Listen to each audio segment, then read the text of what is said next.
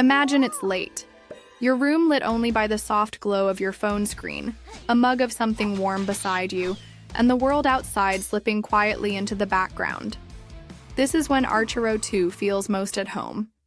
Developed by Habi, a studio known for cozy yet addictive mobile games like the original Archero, this sequel doesn't shout its arrival. It whispers. Released in early 2025, Archero 2 is a single-player, offline-first roguelike with gentle online touches for rewards and events. It brings back the loop that made the first game such a quiet success. Dodging, shooting, upgrading, and smooths the edges. It's not a loud reinvention, but a quiet refinement. The kind you only notice when you're in it. The structure remains familiar. You enter a stage, enemies swarm in patterns, and you stop moving to fire your bow. As you clear waves, you choose from randomly offered upgrades. Burning arrows, healing, zones, bouncing shots, and each new layer nudges your build into something uniquely yours. Runs can be short and cozy or stretch into longer meditative journeys if you're in the rhythm. The randomness never feels chaotic. Instead, it's like picking stones from a slow-moving river, each one different, but all part of the same soft current. Modes include endless waves, timed challenges, puzzle stages, boss arenas, and occasional seasonal events. The freemium monetization is present but not loud. Ads are optional. Purchases are mostly cosmetic or speed-enhancing. You're never forced to engage, which helps maintain the quiet pacing. The art direction carries that same calming philosophy. Characters are simple, round, expressive.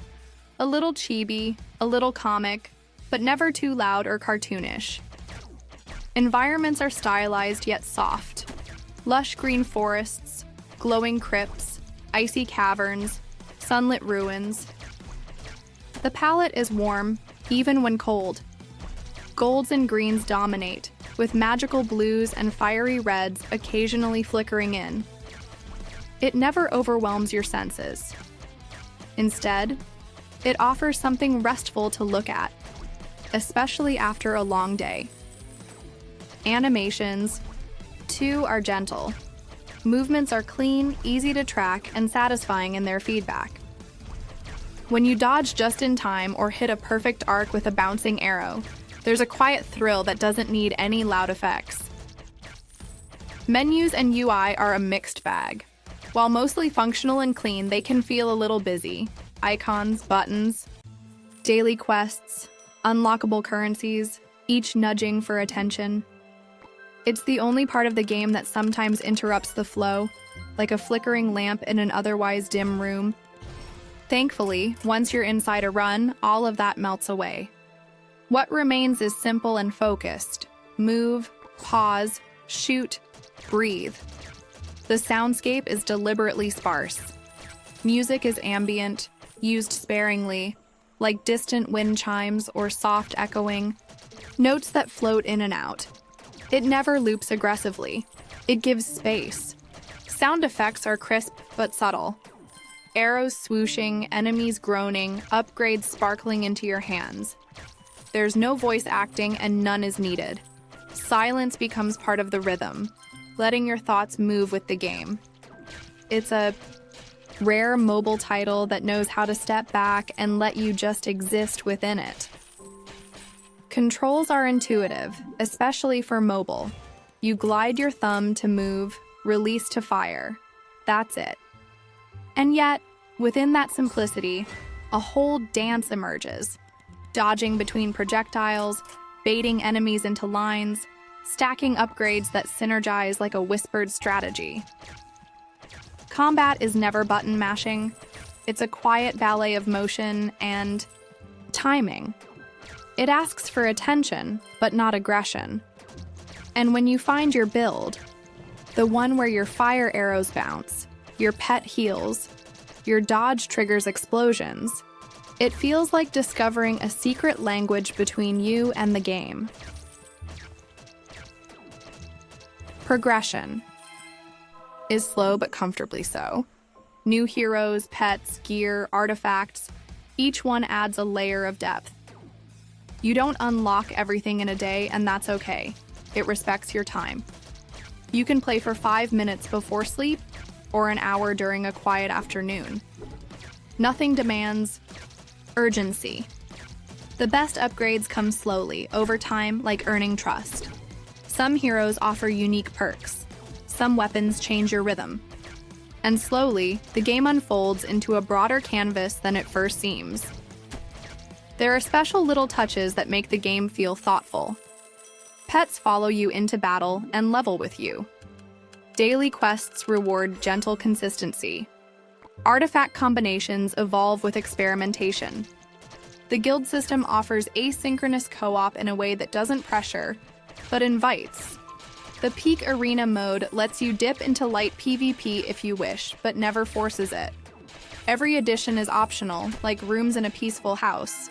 You open the doors you want and leave others closed.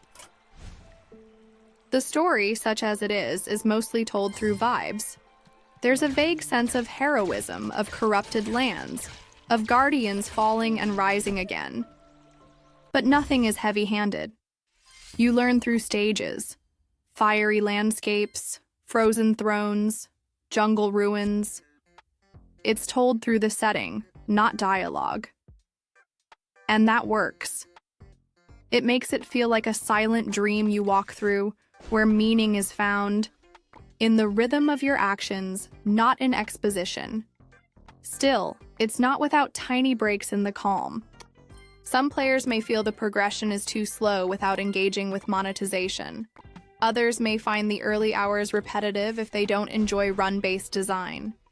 And the UI, while much improved since launch, still occasionally pulls your attention away with reminders, banners, and prompts. But these moments are small. Not cracks, just faint ripples. Technically, the game runs well. It loads quickly, rarely crashes, and handles the particle effects and stage transitions without hitches. Updates have been steady, gently tuning balance, fixing bugs, and expanding features without disrupting the core loop. It feels cared for, but not meddled with.